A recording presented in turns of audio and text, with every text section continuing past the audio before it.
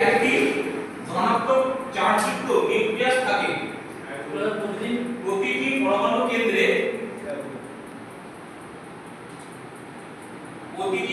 কেন্দ্রে একটি ধনাত্মক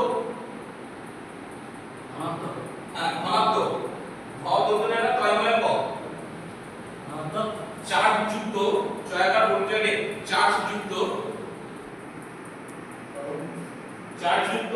নিউক্লিয়াস থাকে। ঠিক আছে, প্রতিটি পরমাণু কেন্দ্রে একটি ধনাত্মক চার্জযুক্ত নিউক্লিয়াস থাকে। ঠিক আছে, এবার দেখ এখানে স্ট্রাকচারটা দিয়ে যেটা বলা আছে, এটা কি হচ্ছে অ্যাটমিক মডেলটা। আগে কি বোঝানো, এটা অ্যাটমসফিয়ার, তাই তো? এবার অ্যাটমসফিয়ারের পয়েন্টটা দেখ, মিডলে যেটা আছে কি ধনাত্মক চার্জযুক্ত নিউক্লিয়াস, পজিটিভ, প্লাস চিহ্ন মানে পজিটিভ, ঠিক আছে, আর মাইনাস চিহ্ন মানে নেগেটিভ। তাহলে প্লাস চিহ্ন মানে পজিটিভ, তাহলে আমার এটা বলতে কি লাগে, প্রতিটি পরমাণু কেন্দ্রে একটি ধনাত্মক চার্জযুক্ত নিউক্লিয়াস থাকে।